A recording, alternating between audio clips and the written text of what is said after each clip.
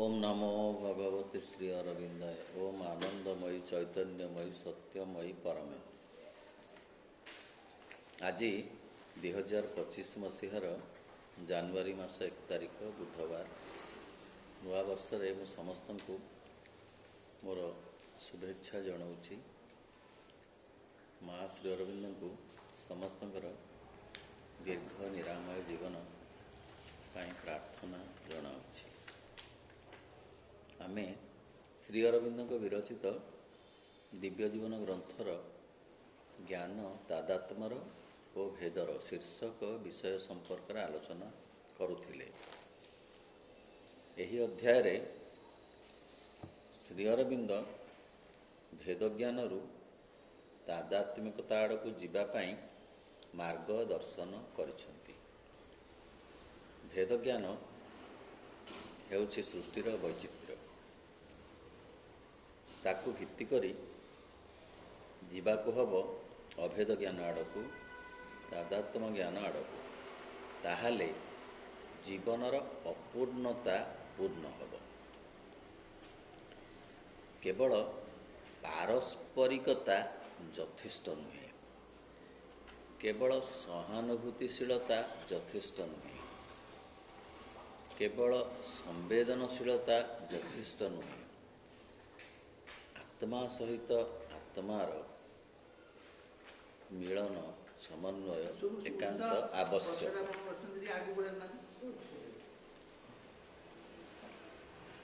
तेणु जेते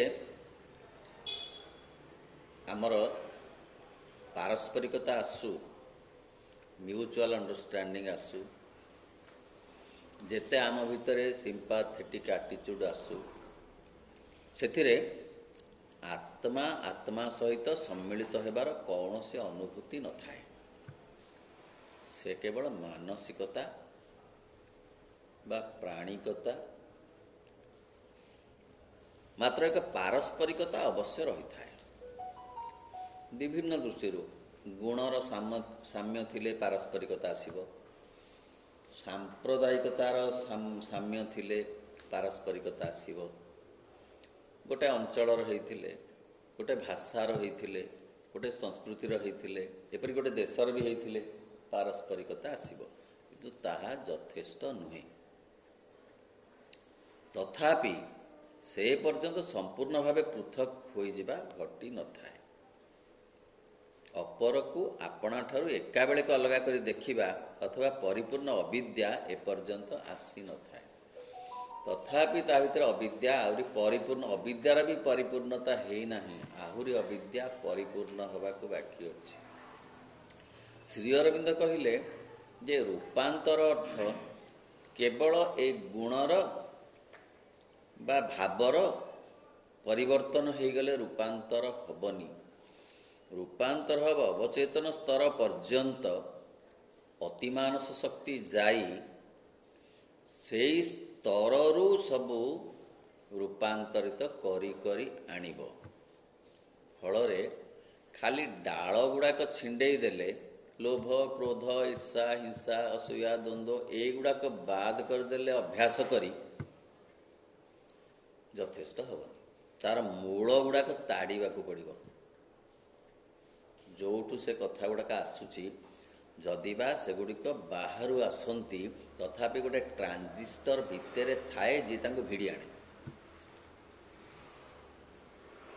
ता नहेले से माने बाहर तांकर थांते। तेणु खाली बाहर कबाट बंद करदेले यथेष्ट हबनी। से भितर ट्रांजिस्टर को मध्य बदलैबाकू पड़िबो, जहा फलरे बाहरे जेते जहा थिले मध्य से ताकू टाणिबो नाही। जेते जेते जोग एजावत हेइछि से समस्त जोगर आभिमुख्य लक्ष्य होउछि ए बाहरु आसुथिबा कथा को द्वार बंद करिबा। किंतु भीतर कथा को बदलैबार व्यवस्था नथिला। तेणु देह प्राण मन को उपेक्षा करा जायथिला। ତିନି ପ୍ରକାର ଯୋଗ ଏପର୍ଯ୍ୟନ୍ତ ଚାଲିଥିଲା। ଜ୍ଞାନ ଯୋଗ, ଭକ୍ତି ଯୋଗ, କର୍ମ ଯୋଗ, ଯାହା ଶ୍ରୀମଦ୍ ଭଗବତ ଗୀତାର ଅବତାରଣାର ବସ୍ତୁ। ଶ୍ରୀ ଅରବିନ୍ଦ ମା ଆଉ ଗୋଟିଏ ଯୋଗ ତା ଭିତରେ ଯୋଗ କଲେ, ତା ନାଁ ହେଉଛି ଶକ୍ତି ଯୋଗ। ଅର୍ଥ ଚାରୋଟି ସ୍ତମ୍ଭ ଉପରେ ପୂର୍ଣ୍ଣ ଯୋଗ ରହିଲା। ଜ୍ଞାନ ଯୋଗ, କର୍ମ ଯୋଗ, ଭକ୍ତି ଯୋଗ, ଶକ୍ତି ଯୋଗ। এই ଶକ୍ତି ଯୋଗ ହେଉଛି ମାଙ୍କର ଶକ୍ତିର ଯୋଗ, ଯିଏ ବାହାରକୁ ରୋକିବା ସହିତ ଭିତରକୁ ମଧ୍ୟ ବଦଳେଇବ। ସିଏ ହେଉଛନ୍ତି ଅତିମାନସ ଶକ୍ତି, ଯାହାର ପ୍ରତୀକ ହେଉଛନ୍ତି ମା। ଏହି ଚେତନାକୁ ଆମେ ଏକ ହ୍ରସ୍ୱ ବା ଖର୍ବୀକୃତ ଚେତନା ବୋଲି କହିପାରିବା। ତଥାପି ତାହା ଭିତରେ ମୂଳ ଜ୍ଞାନର ଶକ୍ତି କେତେକ ପରିମାଣରେ ଅବଶ୍ୟ ବିଦ୍ୟମାନ ରହିଛି।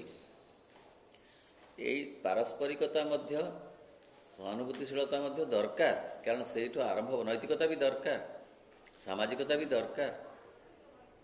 ଏହାର ଭିତ୍ତିରୁ ଆରମ୍ଭ ହେବ, କିନ୍ତୁ ଭିତ୍ତିଟା ସର୍ବମୟ ସ୍ଥିତି ନୁହେଁ। ତାହା କେତେକ ପରିମାଣରେ ଠିକ୍। ମା କହୁଛନ୍ତି ଯେ ପାଦରେ ପଙ୍କ ଲଗାଇ କେହି ମନ୍ଦିରକୁ ଯାଏ ନାହିଁ, ଠିକ୍ ସେହିପରି ମନକୁ ମଇଳା କରି କେହି ଭଗବତ ଚିନ୍ତନ କରିପାରେ ନାହିଁ। କେହି ଭଗବତ ଚିନ୍ତନ କରିପାରେ ନାହିଁ। ମନ ମଇଳା ହେଲେ ସେସବୁ କଥା ଆସି ରହିବାକୁ ସ୍ଥାନ ପାଇବ ନାହିଁ। କ'ଣ ସ୍ମରଣ, କି ସମର୍ପଣ, କି ଅଭିପ୍ସା, କି ପ୍ରତ୍ୟାଖ୍ୟାନ, କି ସମର୍ପଣ, ବିଶ୍ୱାସ, ଭରସା, ଶ୍ରଦ୍ଧା, ଏସବୁ କଥା ରହିପାରିବ ନାହିଁ। ତେଣୁ ମନକୁ ସଫା କରିବା ଆଗ ଦରକାର। ମାତ୍ର ମନ କେବଳ ସଫା ଟିକେ ହେଇଗଲେ ଯେ ସମ୍ପୂର୍ଣ୍ଣ ସିଦ୍ଧି ଆସିଲା ତା ନୁହେଁ। ମନ ଉପରକୁ ଆଉ ଯେଉଁ ଫୋର୍ଥ ଡାଇମେନ୍ସନ୍ ଅଛି, ତାର ଉନ୍ମୋଚନ ଏକାନ୍ତ ଆବଶ୍ୟକ, ଯାହା ଅତିମାନସ ଶକ୍ତିର ଦ୍ୱାରା ସମ୍ଭବ ହେବ।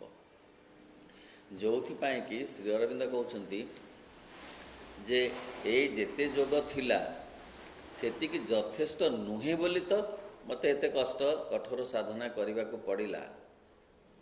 କାରଣ ତାହା ଫୋର୍ଥ ଡାଇମେନ୍ସନ୍ ଫିଟେଇ ପାରିନି। ଜ୍ଞାନ ଯୋଗ, ଭକ୍ତି ଯୋଗ, କର୍ମଯୋଗ କ'ଣ କରିପାରିବ? ଅତି ବେଶୀରେ ମୁକ୍ତି ଦେବ, ରୂପାନ୍ତର କରିପାରିବ ନାହିଁ।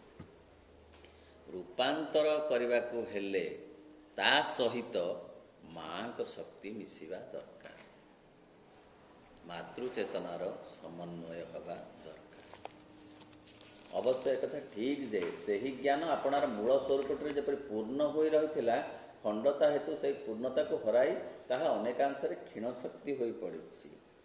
ହେଲେ ହଁ, ମୂଳରୁ ଯେପରି ମନର ଯେଉଁ ଶକ୍ତି ଥିଲା, ମନର ଯେଉଁ ଐଶ୍ୱର୍ଯ୍ୟ ଥିଲା, ମନର ଯେଉଁ ବୈଭବ ଥିଲା, ତାହା କ୍ଷୀଣ ହୋଇଯାଇଛି। କ୍ରମେ କ୍ରମେ ବିଭିନ୍ନ କାରଣରୁ ଅହଂତାକୁ କ୍ଷୀଣ କରିଦେଇଛି। ମନ ଯେତେବେଳେ ଆସିଥିଲା ଶୈଶବରେ ନିର୍ମଳ ଥିଲା, ଏତେ ମଇଳା ତା ଭିତରେ ନଥିଲା। ଶିଶୁଟିଏ ପର ଆପଣା ଭେଦ ଜାଣେ ନାହିଁ। ଆମେ ତ ଖାଉଛୁ, ଆମ ପଡ଼ିଶା ଘର କାହିଁକି ଦେବାନି ତାଙ୍କୁ? ତାଙ୍କୁ ବି ଦେବା। ଆରେ ତାଙ୍କୁ ଦେବାକୁ ହବନି, କାହିଁ ହବନି? କାରଣ ତା ମନରେ ଏତେ ମଇଳା ଆସିନି। ବିଭିନ୍ନ କାରଣରୁ ମଇଳା ଆସି ସେ ମନର ଐଶ୍ୱର୍ଯ୍ୟକୁ କମେଇ ଦିଏ। ତଥାପି ମନର ଉଚ୍ଚତା ଥିଲେ ତାହା ଗୋଟେ ଭିତ୍ତି ହେଇପାରିବ ଫୋର୍ଥ ଡାଇମେନ୍ସନ୍କୁ ବାଟ ଫିଟେଇବା ପାଇଁ।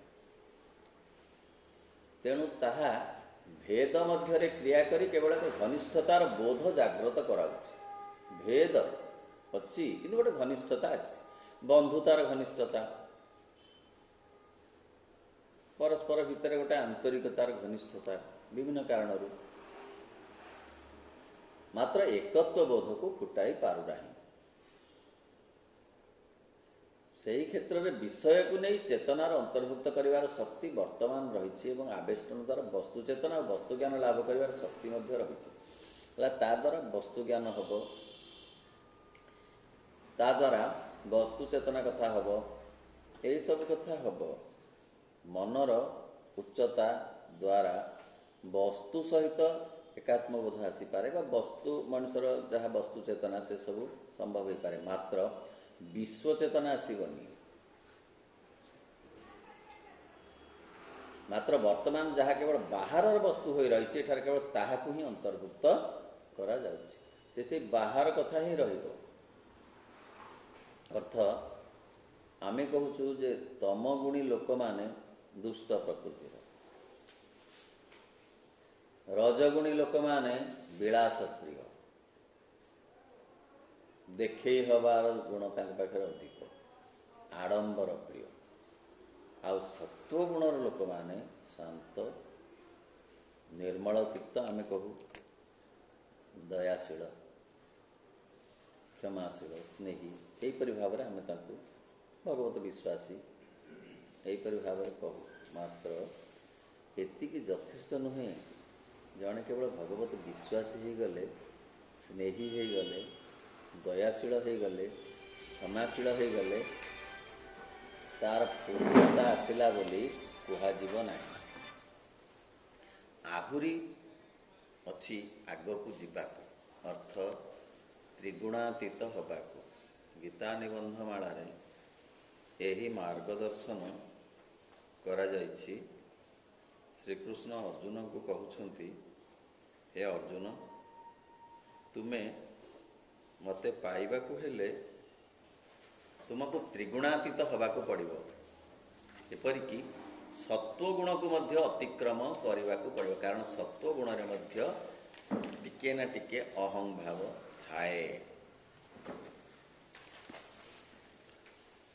केवल एक उपलब्ध अर्थात पुनराविष्कृत ज्ञान द्वारा ही यह आम आत्मार एक उपादान रे रूपांतरित करा जाई पारिबो।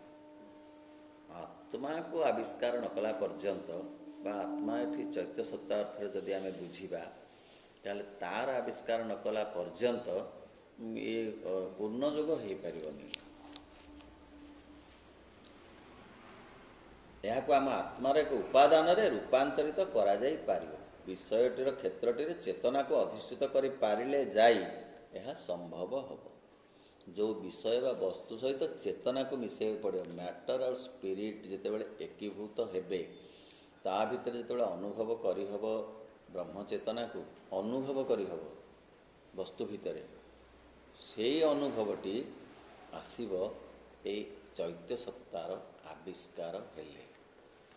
ताहेले जाई पूर्णता आसीब चेतनार जीवनर। क्षेत्र चेतना ताहार विषय उपर केन्द्रीभूत होई ताहाको सत्तार एक अंश रूप अधिकार कर नहीं पारिले ताहा होई पारिबो। विषय को मना करूनाहांती, वस्तु को मना करूनाहांती, किंतु वस्तु को वस्तु भाव न देखी वस्तु को चेतनार एक रूपांतरित रूप भाव देखा पड़ो, बा वस्तुर केन्द्र स्वरूप थिबा चेतना सहित एकीभूत हबाकू हब। अर्थ वस्तु सहित कथबार्ता ही हब, वस्तुर कथा शुणी हब, वस्तु सहित भावसाम्य रखी हब। सेमिति गोटे चेतना को जीवाकू पड़िबो, ताहाकू कहा जाउछि तादात्म्य चेतना। वर्तमान आमे से जगह को जाई नाहु, भेद चेतना रे अच्छु। सेही क्षेत्र रे अंतः प्रवेशर शक्ति अवश्य रही, मात्र से कौन से स्वाभाविक परिव्याप्ति नहीं बा आमको तदात्मकता आड़ को अग्रसर करने शक्ति मध्य नहीं। आमे जेते से कहते विषय वस्तु को मध्य अर्थ विश्वगत चेतना को गले मध्य ताहा पूर्णता हैला नहीं। विश्वातीतता को जीवाक पड़े। ବିଶ୍ୱଗତକୁ ଅତିକ୍ରମ କରି ବିଶ୍ୱାତୀତକୁ ଯିବାକୁ ପଡ଼ିବ, ତେବେ ଯାଇ ପୂର୍ଣ୍ଣତା ଆସିବ। ବ୍ୟକ୍ତିଗତରୁ ବିଶ୍ୱଗତ, ବିଶ୍ୱଗତରୁ ବିଶ୍ୱାତୀତ। ବିଶ୍ୱାତୀତ ହେଲା ବୋଲି ଯେ ବିଶ୍ୱଗତକୁ ଛାଡ଼ିବାକୁ ପଡ଼ିବ ତା ନୁହେଁ, ବିଶ୍ୱଗତ ହେଲା ବୋଲି ଯେ ବ୍ୟକ୍ତିଗତକୁ ଛାଡ଼ିବାକୁ ପଡ଼ିବ ତା ନୁହେଁ। ଏ ସବୁ କଥା ଆଟ୍ ଏ ଟାଇମ୍ ଘଟୁଥିବ। ବ୍ୟକ୍ତିଗତତା ଥାଇ ବିଶ୍ୱଗତତା ଆସିପାରିବ, ବ୍ୟକ୍ତିଗତତା ଓ ବିଶ୍ୱଗତତା ଥାଇ ବିଶ୍ୱାତୀତତା ଆସିପାରିବ। ଯେପରି ଦେହ ଥାଇ ପ୍ରାଣ ଆସିଲା, ଦେହ ପ୍ରାଣ ମିଶିକିରି ଆସିଲେ। ପଥରର ଖାଲି ଦେହ ଅଛି, ମାଟିର ଦେହ ଅଛି, ତା ସହିତ ପ୍ରାଣ ମିଶିଲାରୁ ଗଛଟିଏ ହେଲା, ପ୍ରାଣୀଟିଏ ହେଲା, କିନ୍ତୁ ତା ଦେହ ରହିଲା, ଖାଲି ପ୍ରାଣ ରହିଲା କି? ଦେହ ପ୍ରାଣ ଥିଲେ ପୁଣି ପ୍ରାଣୀଟିଏ ଥିଲା, ଦେହ ପ୍ରାଣ, ତା ସାଙ୍ଗରେ ମନୁଟିଏ ମିଶିଲା, ତା ତିନୋଟି ଯାକ କଥା ହେଇ ମଣିଷଟିଏ ହେଲା। ମଣିଷର ଦେହ ବି ରହିଲା, ପ୍ରାଣ ବି ରହିଲା, ମନ ବି ରହିଲା।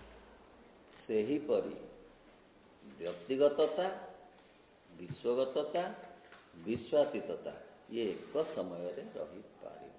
ରହିଲେ ତାର ନାମ ହେଲା ପରିପୂର୍ଣ୍ଣତା। ତାହା କେବଳ ଯେତିକି ପାରୁଛି ସେତିକି ସଂଗ୍ରହ କରିବାରେ ଲାଗିଛି। ଏହିପରି ଭାବରେ ଯେତିକି ଅର୍ଜନ କରୁଛି କେବଳ ସେତିକି ଗ୍ରହଣ କରୁଛି। ତେଣୁ ଯେତିକି ଆମ ଚେତନା, ବ୍ୟକ୍ତିଗତ ଚେତନା ଯେତିକି ପାରୁଛି ସେତିକି ଅର୍ଜନ କରୁଛି, ଯେତିକି ପାରୁଛି, ସମ୍ଭବ ଯେତିକି ହେଉଛି। ଜ୍ଞାନର ବିଷୟ ବା ଜ୍ଞେୟ ବସ୍ତୁ ଗୁଡ଼ିକ ମଧ୍ୟରେ ରହିଥିବା ତଥ୍ୟ ସାମଗ୍ରୀ ଗୁଡ଼ିକୁ କର୍ତ୍ତା ବା ଜ୍ଞାତା ପାଖକୁ ବହନ କରି ନେଇଯାଉଛି। ଏବେ ମଧ୍ୟ ଚେତନା ସହିତ ଚେତନାର ଏକ ପ୍ରତ୍ୟକ୍ଷ ଅନ୍ତଃପ୍ରବେଶକ୍ଷମ ସଂସ୍ପର୍ଶ ଘଟାଇବାର ଶକ୍ତି ବଳବତ୍ତର ରହିଛି, ଯାହାଫଳରେ କି ସ୍ପଷ୍ଟ ଓ ଅନ୍ତରଙ୍ଗ ଜ୍ଞାନ ଲାଭ କରାଯାଇପାରିବ। ମାତ୍ର କେବଳ ଯେଉଁ ସବୁ ବିନ୍ଦୁରେ ସଂସ୍ପର୍ଶ ଘଟୁଛି ବା ଯେତେବେଳେ ପର୍ଯ୍ୟନ୍ତ ସଂସ୍ପର୍ଶ ସମ୍ଭବ ହେଉଛି, ଏହି ଜ୍ଞାନ ତାହାରି ମାଧ୍ୟମରେ ହିଁ ମଧ୍ୟରେ ସୀମାବଦ୍ଧ ରହିଛି। କହିଲେ ହଁ, ବେଳେବେଳେ ଯେ ତାହା ସ୍ପର୍ଶ ନ କରୁଛି ନୁହେଁ, ଚୈତ୍ୟ ସତ୍ତା ବେଳେବେଳେ ସମ୍ମୁଖକୁ ଆସି କିଛି କଥା କହି ରହିଯାଏ। ମନ ତାହାକୁ ମାନେନି, ପ୍ରାଣ ତାକୁ ବୁଝେନି, ଶରୀର ସେ ବିଷୟରେ କିଛି ଜାଣିପାରେନି। କିନ୍ତୁ ସେଇ ଯେଉଁ ସଂସ୍ପର୍ଶ ଏତେ କ୍ଷୀଣ ଯେ ତାକୁ ଧରି ରଖି ହୁଏ ନାହିଁ। ତାକୁ ଧରି ରଖିବା, ଆବିଷ୍କାର କଲେ ବା ତାକୁ ନେତା ରୂପରେ ଗ୍ରହଣ କଲେ, ତାକୁ ଗାର୍ଡିଆନ ଭାବରେ ଅଗ୍ରଗାମୀ ନେତୃତ୍ୱ ଦେଲେ ବା ସିଏ ଯେତେବେଳେ ଚଳେଇବାକୁ ସମର୍ଥ ହେବ ମନ, ପ୍ରାଣ, ଶରୀରକୁ, ସେତେବେଳେ ହିଁ ପରିପୂର୍ଣ୍ଣତା ଆଡ଼କୁ ବାଟ ଫିଟିବ। ଏହି ସାଧାରଣ ସଂସ୍ପର୍ଶ ଝଲକରେ ହେବନି। ପ୍ରତ୍ୟେକଙ୍କ ଜୀବନରେ କିଛି ନା କିଛି ଝଲକ ଆସେ, କିନ୍ତୁ ତାକୁ ଧରି ରଖି ହୁଏ ନାହିଁ। ଧରି ରଖି ଯଦି ହୁଅନ୍ତା ତାହେଲେ ବହୁତ ଅଗ୍ରଗତି ହୁଅନ୍ତା ଚେତନାର। ମନ ତାକୁ ପ୍ଲସ୍ ମାଇନସ୍ କରିଦିଏ। ଚୈତ୍ୟ ସତ୍ତା କହେ ଏହା କରନା, ଧୀର କଣ୍ଠରେ ଧୀର କହ। ମନ କହେ ନାଇଁ ନାଇଁ ସେ ନୁହେଁ କିଛି। ମନ ତାକୁ ଏପଟ ସେପଟ କରିଦିଏ, କିନ୍ତୁ ଚୈତ୍ୟ ସତ୍ତା ଜାହିର କରେନି, ଜବରଦସ୍ତ କରେନି। ମନ ଉପରେ ସେ ଆଧିପତ୍ୟ ବିସ୍ତାର କରିବାକୁ ଚାହେଁନି। ଏହି କ୍ଷେତ୍ରରେ ତଥାପି ଏକ ପ୍ରତ୍ୟକ୍ଷ ବୋଧ ରହିଛି। ବସ୍ତୁର ଅନ୍ତର୍ଦେଶରେ, ବହିର୍ଦେଶରେ ତଥା ଉପରି ଭାଗରେ ଯାହା କିଛି ରହିଛି ତାହାକୁ ଦେଖିପାରିବା ଓ ଅନୁଭବ କରିବା ଲାଗି ଏକ ଚେତନ ଦୃଷ୍ଟି ଓ ଚେତନ ଅନୁଭବ ସାମର୍ଥ୍ୟ ବିଦ୍ୟମାନ ଅଛି। କହିଲେ ହଁ, ଚୈତ୍ୟ ସତ୍ତାର ସ୍ପର୍ଶ ଦ୍ୱାରା ଏଇସବୁ ହେବ। ମନର ବି ଉଚ୍ଚତମ ଉଚ୍ଚତାକୁ ଗଲେ ମଧ୍ୟ କେତେକାଂଶରେ ବସ୍ତୁର, ବିଷୟର ମର୍ମଭେଦ କରିହବ। ଚେତନାର ଉଚ୍ଚତମ ଉଚ୍ଚତା ବର୍ତ୍ତମାନ ପର୍ଯ୍ୟନ୍ତ ଯେତିକି ଅଛି ତାହା ମଧ୍ୟ ବସ୍ତୁର ଯେଉଁ ଭାବକୁ, ବସ୍ତୁର ମାର୍ମିକ ଅନୁଭବକୁ ଆଣିଦେଇ ପାରିବ। ଶ୍ରୀରାମକୃଷ୍ଣ କୁ ହଳିଆ ବଳଦକୁ ପିଟିଲା ବେଳେ ତାଙ୍କ ପିଠିରେ ଚିହ୍ନ ହୋଇଯାଉଥିଲା। ଶାରଦା ଦେବୀ କିଏ ଘର ଝାଡ଼ୁ କରିକି ଝାଡ଼ୁକୁ ଫିଙ୍ଗିଦେଲେ ତାଙ୍କୁ କଷ୍ଟ ଲାଗୁଥିଲା। ସ୍ୱାମୀ ବିବେକାନନ୍ଦ ଟ୍ରେନରେ ଫେରିଲା ବେଳେ କେଉଁଠି ଭୂମିକମ୍ପ ହେଇଛି, ଲୋକ ହାହାକାର କରୁଛନ୍ତି, ସେ ଚିତ୍କାର କରି ଉଠିଲେ, କହିଲେ ଅମୁକ ଜାଗାରେ ଭୂମିକମ୍ପରେ ଲୋକ ଏମିତି ହାହାକାର କରୁଛନ୍ତି, ତାହା ହିଁ ଠିକ୍ ଥିଲା। କଥା ହେଉଛି ଯେ ସେମାନେ ସେ ସ୍ପର୍ଶ ଲାଭ କରିଥିଲେ, ମାତ୍ର ସେଇ ସ୍ପର୍ଶକୁ ନେତୃତ୍ୱ ଦେଇ ରୂପାନ୍ତର କରିବା କଥାଟା ସମ୍ଭବ ହେଇନଥିଲା, ଯାହା ତାହା ପରବର୍ତ୍ତୀ ଅବସ୍ଥାରେ ସମ୍ଭବ ହେଲା। ତେଣୁ ସ୍ୱାମୀ ବିବେକାନନ୍ଦ ଆଲିପୁର ଜେଲରେ 15 ଦିନ କାଳ ଶ୍ରୀ ଅରବିନ୍ଦଙ୍କୁ ଏକ ପ୍ରକାର ମାର୍ଗଦର୍ଶନ ଦେଇଥିଲେ। ଶ୍ରୀ ଅରବିନ୍ଦଙ୍କ ଠାରୁ ସେ 9 ବର୍ଷ ବଡ଼ ସ୍ୱାମୀ ବିବେକାନନ୍ଦ। ବହୁତ ଆଗରୁ, ବହୁତ ଆଗ ମାନେ 1902 ମସିହାରୁ ସେ ଦେହ ତ୍ୟାଗ କରିଥିଲେ। କିଏ? ବିବେକାନନ୍ଦ। 1908-9 ମସିହାରେ ଗଲେ ଜେଲ ଶ୍ରୀ ଅରବିନ୍ଦ। ଦୀର୍ଘ ଶ୍ରୀ ଅରବିନ୍ଦ ଲେଖିଛନ୍ତି 15 ଦିନ କାଳ ଅହରହ କଣ୍ଠସ୍ୱର ତାଙ୍କର ମୁଁ ଶୁଣିପାରିଲି ଏବଂ ସେଥିରେ ସେ ବହୁ ଦିଗ୍ଦର୍ଶନ ମୋତେ ଦେଲେ। ଅର୍ଥ, ସେ ଯାହା ଚାହୁଁଥିଲେ କରିପାରିନଥିଲେ, ତଥାପି ସମୟ ଆସିନଥିଲା। ବର୍ତ୍ତମାନ କେଉଁ ସମୟ ଆସିଛି ଯେ? ତେଣୁ ସେ ଶ୍ରୀ ଅରବିନ୍ଦଙ୍କୁ ତାହା କରିବା ପାଇଁ ଅନ୍ତତଃ ଦିଗ୍ଦର୍ଶନ ଦେଇଥିଲେ। କ'ଣ କରିବାକୁ? ନା ଏଇ ଚୈତ୍ୟ ସତ୍ତାର ଆବିଷ୍କାରକୁ ଧରି ରଖିବାକୁ ପୂର୍ଣ୍ଣ ଭାବରେ। ଯେଉଁଥିପାଇଁ ଶ୍ରୀ ଅରବିନ୍ଦ କହୁଛନ୍ତି ଯେ ମୁଁ ସନ୍ନ୍ୟାସୀ ତିଆରି କରିବାକୁ, ବୈରାଗୀ ତିଆରି କରିବାକୁ, ମଠ ପ୍ରତିଷ୍ଠା କରିବାକୁ ମୁଁ ଆସିନାହିଁ। ମୁଁ ଆସିଛି ଶକ୍ତିଶାଳୀ ଆତ୍ମାମାନଙ୍କୁ ବିଶ୍ୱଲୀଳାକୁ ଫେରେଇ ଆଣିବା ପାଇଁ। ଅର୍ଥ, ଯେଉଁମାନେ ଶକ୍ତିଶାଳୀ ବୋଲି ସେ ଅନୁଭବ କରୁଛନ୍ତି, ସେ ଯାହାକୁ ନିର୍ବାଚନ କରିଛନ୍ତି ଯେ ସେଇମାନଙ୍କ ଦ୍ୱାରା ତାଙ୍କ କାମ ହୁଅନ୍ତା, ଅହଂ କରେଇ ଦେଉନି କିନ୍ତୁ ହୁଅନ୍ତା ବୋଲି ସେ ଯାହାକୁ ଭାବିଛନ୍ତି, ସେଇମାନେ କେବଳ ତାଙ୍କ ପାଖକୁ ଆସିବାର ସୁଯୋଗ ସୌଭାଗ୍ୟ ପାଇଛନ୍ତି। କ'ଣ ସେ ବିଶ୍ୱଲୀଳା? 4th dimension fitting. 3rd dimension ସରିଛି, ତାର ହେଇଗଲାଣି, ଏକ୍ସେସ୍ ହେଇଗଲାଣି, ଆଉ ଫିଟି ପାରିବନି। ସେ ବିଜ୍ଞାନ କ୍ଷେତ୍ରରେ ହେଉ, ସାହିତ୍ୟ କ୍ଷେତ୍ରରେ ହେଉ, ବାଣିଜ୍ୟ କ୍ଷେତ୍ରରେ ହେଉ, ରାଜନୀତି କ୍ଷେତ୍ରରେ ହେଉ, 3rd ଡାଇମେନ୍ସନ୍ର ସମସ୍ତ ପ୍ରକାର ଏଡଜଷ୍ଟ ହେଇଗଲାଣି। ଏଥର ସେ ଭାଙ୍ଗି ପଡ଼ିବ। ଲହଡ଼ି ଯେତେ ଉଠିବା କଥା ଉଠି ସାରିଲାଣି, ଆଉ ତାର ହାଇଟ୍ ନାହିଁ, ସେ ଏଥର ଭାଙ୍ଗିବ। ତା ଭାଙ୍ଗିବା ଆଗରୁ ସେ ଆସିଛନ୍ତି ତାର ସୁରକ୍ଷିତ କରି ତାକୁ, ତାର ଐଶ୍ୱର୍ଯ୍ୟକୁ ଆଉ ଗୋଟେ ଡାଇମେନ୍ସନ୍ ଫିଟିବ ବୋଲି। BA ପାଠ ପଢ଼ା ହେଇଗଲା, କଲେଜ ହେଇଗଲା, କିଛି ଜଣ ପାସ୍ ଆଉଟ୍ ହେଇଗଲେ, କରିବେ କ'ଣ? PG ଦରକାର ଅଛି, ୟୁନିଭର୍ସିଟି ଖୋଲିବାକୁ ପଡ଼ିବ।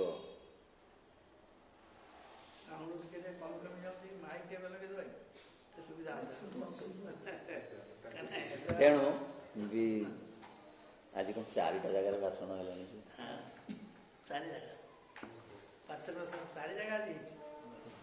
ତେଣୁ ସେ BA କ୍ଲାସ୍ ସରିଲା ପରେ MA କ୍ଲାସ୍ ହବ। ଏ ପର୍ଯ୍ୟନ୍ତ ଯେତେ ଯାହା ହେଇଥିଲା, ସ୍ୱାମୀ ବିବେକାନନ୍ଦଙ୍କ ପର୍ଯ୍ୟନ୍ତ, ବୁଦ୍ଧଦେବଙ୍କ ଠାରୁ ଆରମ୍ଭ କରି ଐତିହାସିକ ଦୃଷ୍ଟିରୁ, ମୁଁ ପୁରାଣକୁ ଯାଉନି, ସେ ସବୁ ସେଇ BA କ୍ଲାସ୍ର ପାଠ, ଯାହାକୁ ଭିତ୍ତି କରି ଶ୍ରୀ ଅରବିନ୍ଦ ୟୁନିଭର୍ସିଟି ପାଠ ଆଣିଲେ।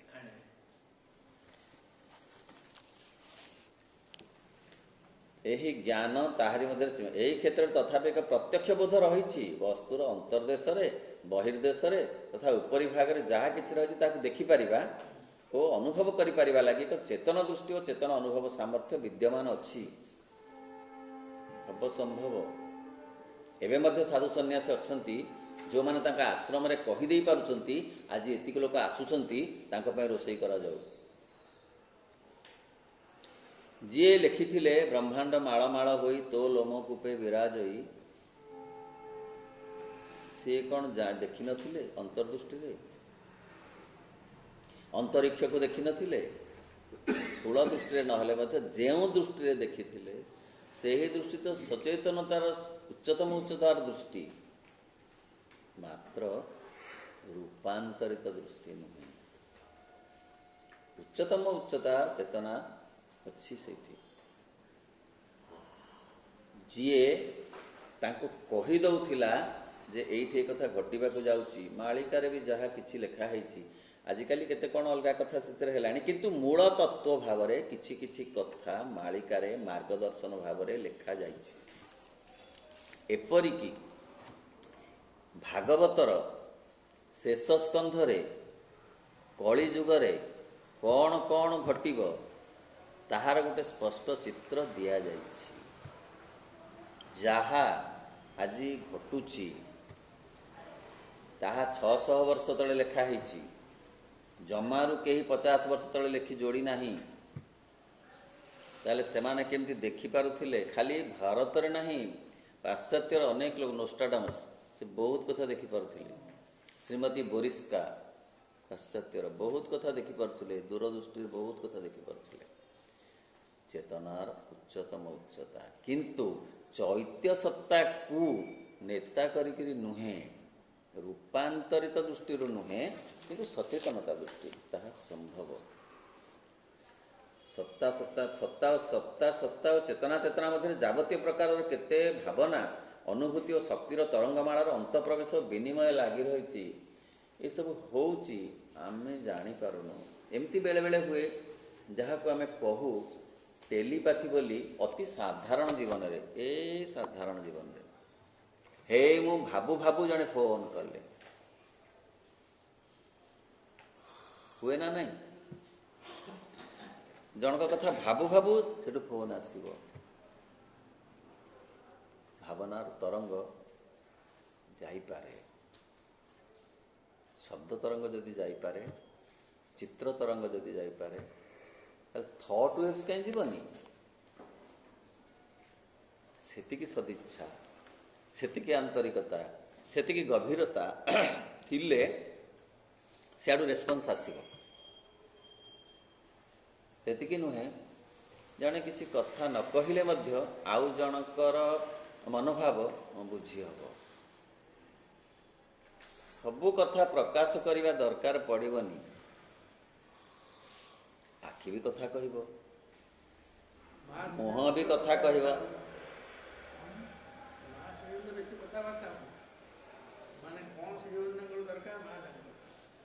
ତେଣୁ ସବୁ ଜାଣି ହେବ।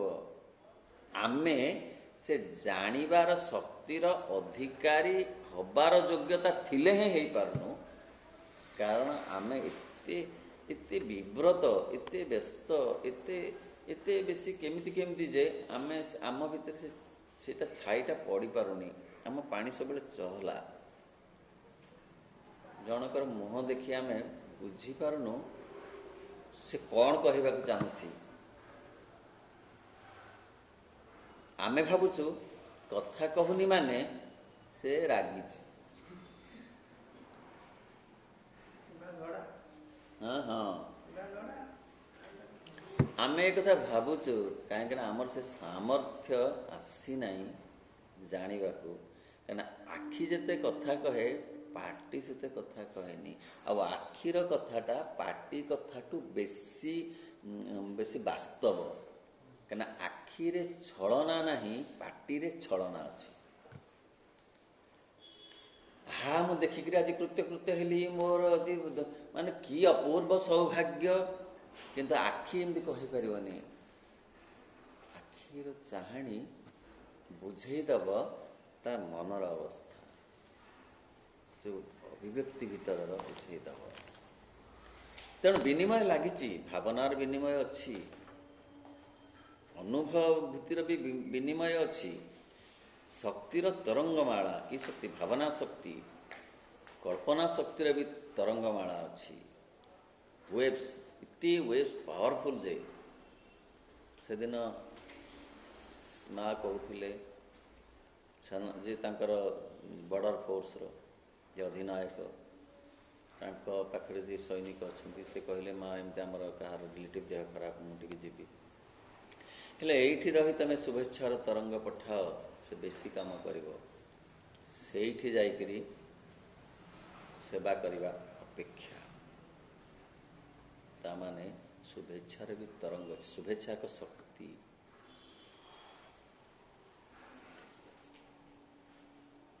ସେଗୁଡ଼ିକ ହୁଏତ ସହାନୁଭୂତି ଓ ସମ୍ମିଳନର କିମ୍ବା ବିରୋଧ ଓ ସଂଘର୍ଷର ଗତିସ୍ପନ୍ଦନ ରୂପେ ପ୍ରକାଶିତ ହେଉଛନ୍ତି। ହଁ, ସିଏ ଉଭୟ ପ୍ରକାର ହେଇପାରେ। ସିଏ ସକାରାତ୍ମକ ବି ହେଇପାରେ, ନକାରାତ୍ମକ ବି ହେଇପାରେ। ଜଣଙ୍କର କ୍ଷତି ଚିନ୍ତା କଲେ ସେ ୱେଭ୍ସ ବି ତାକୁ ଲାଗିବ, ତାର ବି କିଛି କ୍ଷତି ହବ। ସକାରାତ୍ମକ କଲେ ବି ତାର ଲାଭ ହବ। ଆମେ ବି ବେଳେ ବେଳେ କଥା କଥାରେ କହୁ ଏ ତଣ୍ଟିରେ ଲାଗୁଛି କିଏ ମନେ ପକଉ। ସେ ସବୁ କଥା ହୁଏତ ହେଇ ନପାରେ, ମୁଁ କହିପାରିନି, କାରଣ ତାର ସିଏ ମନସ୍ତାତ୍ତ୍ୱିକ ବ୍ୟାପାର ହେଇପାରେ, ସେ ବିଭିନ୍ନ କଥା ହେଇପାରେ। କିନ୍ତୁ ଭାବ ତରଙ୍ଗ ଅଛି, ଭାବନା ତରଙ୍ଗ ଜଣକୁ ଏମିତି ବେଳେ ବେଳେ ହୁଏ, ଜଣ ଭାବିଲା ମାତ୍ରେ ସେ ଫୋନଟା ଆସେ ବା ତାକୁ ଦେଖା ବି ହୁଏ, ଏମିତି ହୁଏ। ପ୍ରକୃତରେ ବି ତାର ଗୋଟେ କିଛି ପ୍ରଭାବ ଥାଏ। ଅନ୍ୟମାନଙ୍କୁ ଆପଣାର ଅଧିକାରକୁ ଟାଣି ଆଣି କିମ୍ବା ଆପେ ଅନ୍ୟ ଏକ ଚେତନା ବା ସତ୍ତା ଦ୍ୱାରା ଅଧିକୃତ ହେବା ଲାଗି ସମ୍ମତି ଜ୍ଞାପନ କରି ମଧ୍ୟ ଐକ୍ୟ ସାଧନାର ପ୍ରୟାସ ବେଶ କରାଯାଇପାରେ। କେତେ ସୁନ୍ଦର କଥା କହୁଛନ୍ତି, କେତେ ମନସ୍ତାତ୍ତ୍ୱିକ କଥା କହୁଛନ୍ତି, କେତେ ବ୍ୟାବହାରିକ କଥା କହୁଛନ୍ତି। ଜୀବନକୁ ଅନୁଭବ କରିବା ପାଇଁ। ଜୀବନ ଆସିଛି ଏନ୍ଜୟ କରିବା ପାଇଁ ନୁହେଁ, ଜୀବନ ଆସିଛି ଅନୁଭବ କରିବା ପାଇଁ। କାହାକୁ? ନିଜକୁ ଅନୁଭବ କଲେ ଭଗବାନଙ୍କୁ ଅନୁଭବ କରିହେବ। ନିଜକୁ ଅନୁଭବ ନ କଲା ପର୍ଯ୍ୟନ୍ତ ଆଦୌ ଭଗବତ ଅନୁଭୂତି ଆସିବ ନାହିଁ। ନିଜକୁ ଅନୁଭବ କରିବା ପାଇଁ ଅନ୍ୟ କାହାକୁ ଅନ୍ୟ କାହା ଦ୍ୱାରା ଅଧିକୃତ ହେବାକୁ ପଡ଼ିବ, ନହେଲେ ଅନ୍ୟକୁ ଅଧିକାର କରିବାକୁ ପଡ଼ିବ। ସେ ଅଧିକାର ଏଇ ଭୌତିକ ଅଧିକାର ନୁହେଁ, ଏ କୋର୍ଟ କଚେରୀ ଅଧିକାର ନୁହେଁ, ଏ ମାପଚୁପ ଜରିବ ଯେଉଁ ଅଧିକାର, ଜମିବାଡ଼ି, ସେ ଅଧିକାର କଥା ପଡ଼ିନି। ସ୍ନେହର ଅଧିକାର, ପ୍ରେମର ଅଧିକାର, ମମତାର ଅଧିକାର, ମାଧୁର୍ଯ୍ୟର ଅଧିକାର, ସେ ଅଧିକାର ଦ୍ୱାରା ଜଣେ ଆୟତ୍ତ ହେଇପାରେ। ତାହା ହେଲେ ଜଣେ ନିଜକୁ ଜାଣିପାରିବ। ଅନ୍ୟକୁ ଶ୍ରଦ୍ଧା କଲେ ଯେଉଁ ତରଙ୍ଗମାଳା ଗୁଡ଼ିକ ନିଜ ଭିତରକୁ ଆସିବ, ଫେରିକିରି ଆସିବ, ସିଏ ନ କରୁ, ତମେ ଯେଉଁଟା ଯାଇ ଫେରିକିରି ଆସିବ ସେଇଟା ମଧ୍ୟ ଆନନ୍ଦ ତମକୁ ଦେବ। ଗୋଟେ ଫୁଲକୁ ବି ଶ୍ରଦ୍ଧା କଲେ ସେ ଫୁଲରେ ତମର ଶ୍ରଦ୍ଧାର ତରଙ୍ଗ ବାଜି ଆସୁଛି ବୋଲି ଆମ ପାଖକୁ ପୁଣି ଫେରି ଆମକୁ ଏତେ ଭଲ ଲାଗୁଛି। ଅଥବା ପରସ୍ପରକୁ ଅନ୍ତର୍ଭୁକ୍ତ କରିନେଇ ପରସ୍ପର ମଧ୍ୟରେ ବ୍ୟାପ୍ତ ହୋଇ ଏବଂ ପରସ୍ପରକୁ ଅଧିକାର କରି ମଧ୍ୟ ଏହି ଏକତ୍ୱ ସିଦ୍ଧିକୁ ଠେଲି ଆଗକୁ ନିଆଯାଇପାରେ। ଆଗ ପରସ୍ପରକୁ ଭଲ ପାଇଲେ ତେବେ ଯାଇ ଆଗକୁ ଯାଇ ହେବ। ମାଆଙ୍କୁ ଭଲ ପାଅ, ମାଆଙ୍କୁ ଭଲ ପାଅ ପ୍ରଭୁ କହିଲେ। ଅନ୍ୟକୁ ଭଲ ନ ପାଇଲେ ମାଆଙ୍କୁ ଭଲ ପାଇ ହବନି, କସ୍ମିନ କାଳ ହବନି। ଅହଂ ଅନ୍ୟକୁ ଭଲ ପାଇବାକୁ ଦିଏ ନାହିଁ। ଯାହାର ଅହଂ ଟିକେ କମିବ ସେ ଅନ୍ୟକୁ ଟିକେ ଶ୍ରଦ୍ଧା କରିବ। ଅନ୍ୟକୁ ହଉ, ସେ ପଶୁପକ୍ଷୀଙ୍କୁ ହଉ, ଗଛପତ୍ରକୁ ହଉ। ଗଛପତ୍ରକୁ କ'ଣ ସମସ୍ତେ ଭଲ ପାଆନ୍ତି? ସବୁ ମୋଡ଼ିକିରି ଭାଙ୍ଗିବାକୁ ଭଲ ପାଆନ୍ତି। କିଏ ଆଉଁସି ଦିଏ। ତେଣୁ ଭଲ ପାଇବା ଏକ ଦିବ୍ୟ ତତ୍ଵ ବା ଦିବ୍ୟ ଜ୍ଞାନର କଥା। ମଣିଷକୁ ସେପରି ଭଲ ପାଇବା ଏଠି ସହଜ ନୁହେଁ। ବରଂ ଗଛପତ୍ରକୁ ଭଲ ପାଇବାର ସମ୍ଭାବନା ଅଛି, କାରଣ ସେମାନଙ୍କର ଆଉ କିଛି ରେସିପ୍ରୋକେସନ୍ ହୁଏତ ନଥାଇପାରେ ଆମ ଦୃଷ୍ଟିରେ। ସେମାନେ ଗ୍ରହଣ କରନ୍ତି, କିନ୍ତୁ ଆମେ ଜାଣିପାରୁ କି ନପାରୁ ଆମକୁ ଭଲ ଲାଗେ ତାଙ୍କୁ ଆଉଁସି ଦେଲେ। ମାତ୍ର ମଣିଷକୁ ଆଉଁସି ଦେଲେ ହବନି, ସିଏ କାମୁଡ଼ି ଦବ। ସେ କହିବ ଯେ ୟାର କ'ଣ ଲାଭ ଅଛି। ଭଲ ପାଇଲେ ଆମର ଗୋଟେ ଲେଖା ହେଇଛି, ଜାଣିଛନ୍ତି କି ନାହିଁ, ସବୁ ଗୋଟେ ତାଲିକା ଥାଏ। ଭଲ ପାଇଲେ ଖୋସାମତି ଭାବେ, ଶ୍ରଦ୍ଧା କଲେ ସେ ଚେର କାଟେ, ବିଶ୍ୱାସ କଲେ କ୍ଷତି କରେ। କିଏ ମଣିଷ, କିନ୍ତୁ ଗଛପତ୍ର କ୍ଷତି କରିବେନି। ବିରାଡ଼ି କୁକୁରଙ୍କୁ ବିଶ୍ୱାସ କଲେ ଆସେ, ଏଇଟା ଠିକ୍। ତମେ ଜଣକୁ ଶ୍ରଦ୍ଧା କଲେ ଭାବେ ମୋତେ କ'ଣ ଗୋଟେ ଖୋସାମତି କରୁଛି, ମୋତେ କାହିଁ ଖୋସାମତି କରୁଛି, ମୁଁ ତ ଏତେ ଖୋସାମତିର ଯୋଗ୍ୟ ନୁହଁ, କ'ଣ ଗୋଟେ ଲାଭ ୟାର ଅଛି, ସେ ଦୂରେଇବ ଆସ୍ତେ। ବିଶ୍ୱାସ କଲେ ୟାକୁ ଚିତା କାଟିବା ଭାରି ସୁବିଧା ହେବ। ମୋତେ ବିଶ୍ୱାସ କରୁଛି, ମୋତେ ବିଶ୍ୱାସ କରୁଛି ମାନେ ମୁଁ ଏଇ ମୌକାରେ ତାକୁ ଚିତା କାଟିବି। ହେଉଛି ମଣିଷ। କିନ୍ତୁ ଗଛପତ୍ର ଏମିତି କରିବେନି, ପଶୁପକ୍ଷୀ କରିବେନି। ଗୋଟେ ଗାଈକି ଆଉଁସି ଦିଅ, ସେ ଆଉ ଟିକେ ଦେଖେଇ ଦେବ ଅଛି। ସେଇ କଥା। ଆପଣାର ପ୍ରତ୍ୟକ୍ଷ ସଂସ୍ପର୍ଶର ସାମର୍ଥ୍ୟ ଦ୍ୱାରା ଜ୍ଞାତା ଏହିସବୁ କ୍ରିୟା ଓ ପ୍ରତିକ୍ରିୟା ବିଷୟରେ ସର୍ବଦା ଅବଗତ ରହିଥାଏ ଏବଂ ଏହାର ଭିତ୍ତି ଉପରେ ହିଁ ସେ ଆପଣା ଚତୁଃପାର୍ଶ୍ୱରେ ରହିଥିବା ଜଗତଟି ସହିତ ନିଜ ସମ୍ବନ୍ଧଗୁଡ଼ିକୁ ସଂଯୋଜିତ କରି ରଖିଥାଏ। ତେଣୁ ଏ ପ୍ରତ୍ୟକ୍ଷ ସଂସ୍ପର୍ଶ ଆସିଲେ, ପ୍ରତ୍ୟକ୍ଷ ସଂସ୍ପର୍ଶ ମାନେ ଏମିତି ନୁହେଁ, ଏଇ ଯେଉଁ ଇନ୍ଦ୍ରିୟଗତ ସଂସ୍ପର୍ଶ ନୁହେଁ, ପ୍ରତ୍ୟକ୍ଷ ତା ସହିତ ତାର ଚେତନା ସହିତ ନିଜ ଚେତନାକୁ ମିଶାଇ ପାରିଲେ ଯେଉଁ ଜ୍ଞାନ, ଏହାକୁ ହିଁ ଆମେ ତାହାର ଉତ୍ସ ବୋଲି କହିବା। ପ୍ରକୃତରେ ତାହା ହିଁ ଜ୍ଞାନର ଉତ୍ସ, ଯେ ସମସ୍ତଙ୍କ ଭିତରେ ନିଜକୁ ଦେଖିପାରେ। ନିଜ ଭିତରେ ସେ ସହଜ କଥା ନୁହେଁ, ତାହାକୁ ହିଁ କରିବାକୁ ପଡ଼ିବ। ଏବଂ ପ୍ରଥମ କଥା ହେଉଛି ଯେ ତମେ ଯଦି ଏ ପରିବେଶକୁ, ପ୍ରକୃତିକୁ, ମାନେ ନେଚର, ବାହାର ନେଚରକୁ ଭଲ ନ ପାଇବ ତାହେଲେ ହେବନି। ତାହେଲେ ଭଗବତକୁ ଭଲ ପାଇ ହେବନି। ସେ ଭଲ ପାଇବା, ଭଗବାନଙ୍କୁ ଭଲ ପାଇବା ଠିକ୍ ଭାବରେ ନୁହେଁ ଯଦି ଏମାନଙ୍କୁ ଅତିକ୍ରମ ମାନେ ଅବମାନନା କରାଯାଏ।